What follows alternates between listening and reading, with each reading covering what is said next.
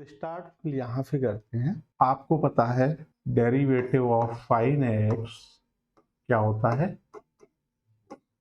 Of x, and sine x is not the only function which derivative is cos x.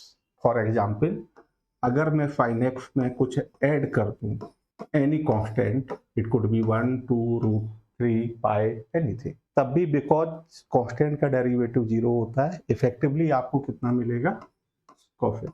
तो sine x का derivative क्या होता है, cos x. Integration is just reverse process, तो हम बोलेंगे cos x का एंटी डेरिवेटिव क्या है, साइन एक्स, या in general sine x plus constant. Okay, तो इसको हम लिखते किस तरह से हैं, इंटीग्रल, या इसका एक दूसरा नाम होता है anti derivative of cos x is sine x. ये क्लियर है। अब इसको डिनोट किस तरह से करते हैं, डेरिवेटिव ऑफ साइन एक्स हम इस तरह से लिखते हैं, इक्वल टू कॉस एक्स। इसका मतलब integral of cos x is sine x, और इसको इस तरह से डिनोट करते हैं, ये सिंबल बनाएंगे, इस सिंबल को बोलेंगे इंटीग्रल ऑफ कॉस एक्स। ये क्या था, derivative of sine x with respect to x. तो एंटी डेरिवेटिव या इंटीग्रल के टर्म्स में इसको क्या बोलेंगे, integral of cos x with respect to x is sine x. इसको क्या पढ़ेंगे, integral of cos x with respect to x, ये सिंबल बताएगा, integral of cos x with respect to x is sine x. Integral of cos x ये रहा, with respect to x ये रहा, कितना है, equal to sine X. Because of this reasoning sine x plus constant, क्योंकि sine x plus any constant उसका derivative क्या होता है, कॉस एक्स। ठीक है, तो नोटेशन समझ में आ गई है। Derivative of sine x with respect to x is cos x, integral of cos x with respect to x is sine x plus constant. अब कुछ फॉर्मूले हैं जो आपको ऑलरेडी आते हैं, नथिंग न्यू, बस थोड़ी सी आपको प्रैक्टिस करनी है। तो ये मैंने आपके लिए ये टेबल बना रखी है, जस्ट आपको प्रैक्टिस करनी है कि इस टेबल में जो भी लिखा हुआ है, खास तौर पे राइट वाला कॉलम, लेफ्ट वाला कॉलम आपको ऑलरेडी पता है। तो ये मैं एक बार आपको क्विक वॉक थ्रू करा देता हूं। डेरिवेटिव ऑफ एक्स क्या होता है, 1। इसका मतलब एंटी डेरिवेटिव ऑफ 1 क्या होगा, एक्स। पहला formula, integral of 1 dx equal to x plus constant. बहुत फ्रीक्वेंटली आएगा जहां पे आपको 1 को इंटीग्रेट करना होगा, तो integral of 1 dx equal to क्या हो जाएगा, एक्स प्लस कांस्टेंट। ठीक है, तो पहला फॉर्मूला याद रहेगा। अगर मैं डिफरेंशिएट करूं x power n plus 1 upon n plus 1 को विद रेस्पेक्ट टू x, तो ये कितना आएगा, 1 upon n plus 1 is constant, derivative of x power n plus 1, तो 1 अपॉन n प्लस 1, और ये डेरिवेटिव क्या होगा, n प्लस 1 बाहर प्रोडक्ट में आ जाएगा, multiplied by x power n plus 1 minus 1, कितना रह जाएगा, n, ये कैंसिल, कितना बचा, x पावर n।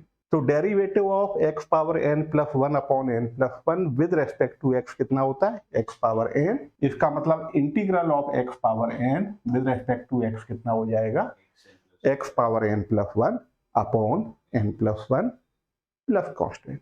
राइट, एक बार समझ लेते हैं, ये फॉर्मूला भी हम बहुत यूज करेंगे।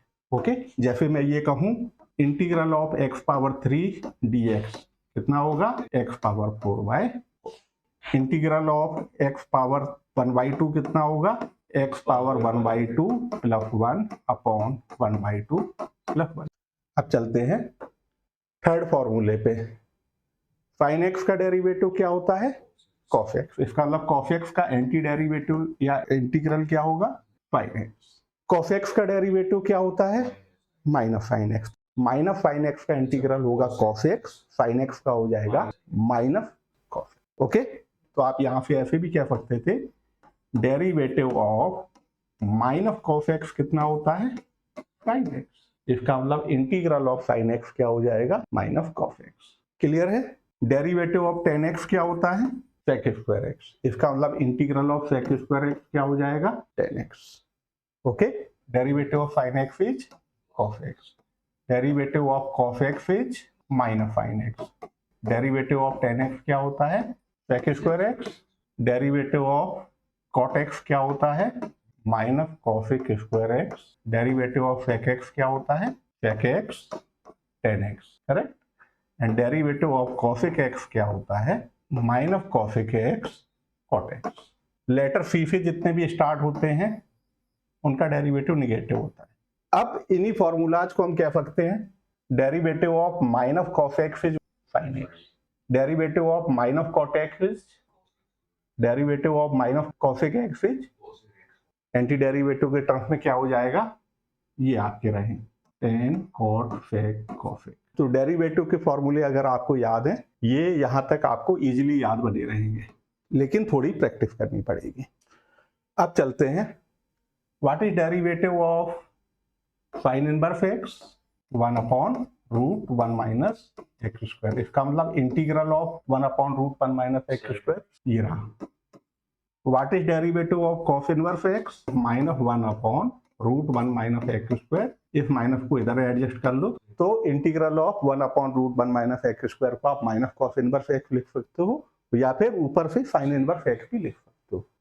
टेन इनवर्स एक्स का डेरिवेटिव क्या होता है, 1 upon 1 plus x square.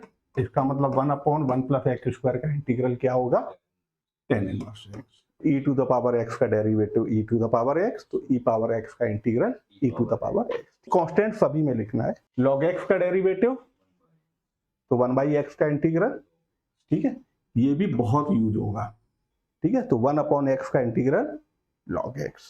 log के साथ यूजुअली आपको मॉड लिखा हुआ दिखेगा, कहीं लिखा होगा कहीं नहीं लिखा होगा, लेकिन आपको कंफ्यूज होने की कोई जरूरत नहीं है, because you already know log function का डोमेन क्या होता है, आर प्लस। मॉड लगा है तो अच्छी बात है, आपको दिख रहा है ये पॉजिटिव है, और नहीं तो साथ में लिखा होगा x ग्रेटर देन 0। कंफ्यूज होने जैसा कुछ नहीं है। एनसीईआरटी की टेक्स्ट बुक में कहीं मॉड लगाया है, कहीं नहीं लगाया, लेकिन आपके लिए this is not a point of confusion. You already know log function का डोमेन आर प्लस होता है, तो लॉग के साथ जो भी लिखा हुआ है that must be greater than 0। Derivative of A to the power X क्या होता है, A power X into log A. Log A is constant, तो इसको इधर एडजस्ट कर लो। तो derivative of A power X upon log A क्या होता है, ए पावर एक्स। इसका मतलब ए पावर एक्स का इंटीग्रल क्या होगा, A power X upon log A. Simply ऐसे भी याद रख सकते हो, ए पावर एक्स का डिफरेंशिएशन क्या होता है, A power x log A multiply होता है, जब इंटीग्रेट करोगे तो लॉग ए से डिवाइड करो। तो sin x, cos x, tan x, cot x, sec and cos x, सारे ट्रिग्नोमेट्रिक फंक्शन का डेरिवेटिव ये स्टैंडर्ड फॉर्मूले होते हैं, राइट। तो जस्ट लाइक दैट आपको सारे ट्रिग्नोमेट्रिक फंक्शंस का इंटीग्रल जो है ये भी याद रखना है। इनमें से दो आपको ऑलरेडी याद हो चुके हैं, ऊपर आप देख चुके हो। Integral of sin x is minus cos x and integral of cos x is sin x। अब बात आती है कि tan x का इंटीग्रल क्या होता है, ठीक है, सभी के याद रखने हैं। sin cos के तो ऑलरेडी हम देख चुके हैं, tan cot sec cosec ये और बचे हुए हैं। तो tan x के मल्टीपल आंसर हैं, लेकिन जो आपको याद रखना है वो ये रखना है, अगर मैं log sec x को डिफरेंशिएट करूं, log का मतलब 1 अपॉन sec x और sec x का sec x tan x, कितना बचा, tan x। log sec x का डेरिवेटिव tan x है, इसका मतलब tan x का एंटी डेरिवेटिव या इंटीग्रल क्या है, मॉड कभी लिखा होगा कभी नहीं लिखा होगा, लेकिन कंफ्यूजन जैसा कुछ नहीं है यहाँ पे, ठीक है। तो यूजुअली लिखा होगा, कहीं कहीं नहीं भी लिखा होगा।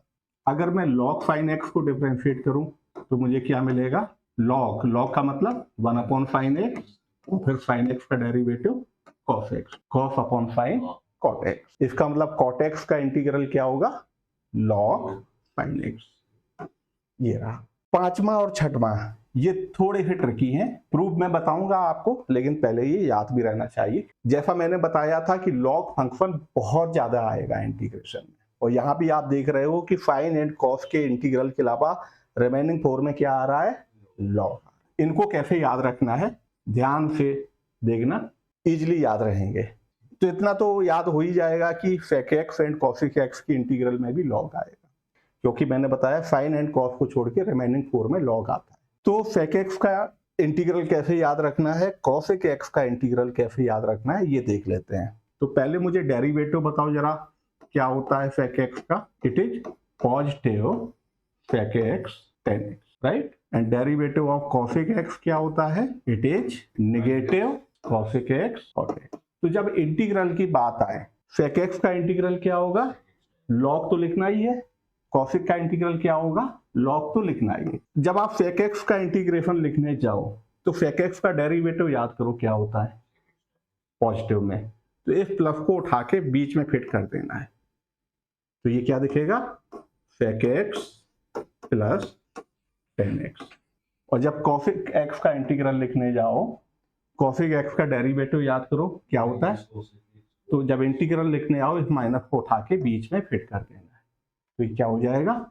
log cosec x minus cot x plus constant लिखना ही है as usual. I hope this trip will help you remember integrals of sec x and cosec x। अब आपकी कुछ प्रॉपर्टीज हैं इंटीग्रेशन की, ये आपको याद रखनी है।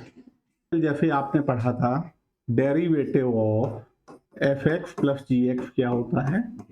Derivative of f x plus derivative of g x. Just like that, proof आपके सिलेबस में नहीं है, प्रूफ नहीं बता रहा हूं मैं। इंटीग्रल अगर आपको निकालना हो f x plus g x का, तो ये किसके इक्वल हो जाएगा?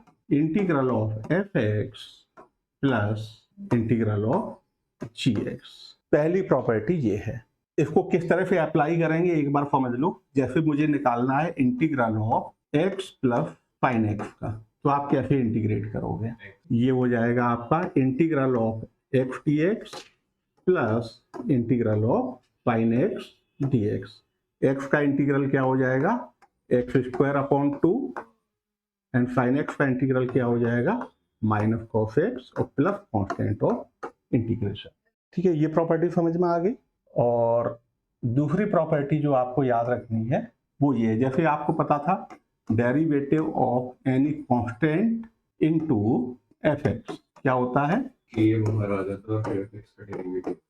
Very good, just like this property k into f x, अगर आपको इसको इंटीग्रेट करना है, this is equal to k times integral of f x. जैसे मुझे 3 cos x को इंटीग्रेट करना है, ये हो जाएगा 3 integral of cos x dx means 3 integral of cos x is sin x plus constant of integration.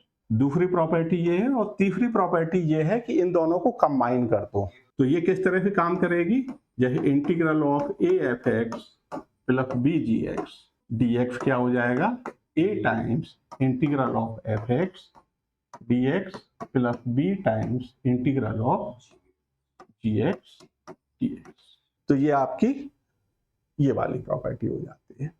2 के लिए लिखा है, you can write it for 3, 4, 5, 6 as many function as you want. आपकी पहली एक्सरसाइज जो है उसमें क्या करना है, इंटीग्रेशन के कुछ मेथड है। पहला मेथड है इंस्पेक्शन का, इंटीग्रेशन बाय इंस्पेक्शन।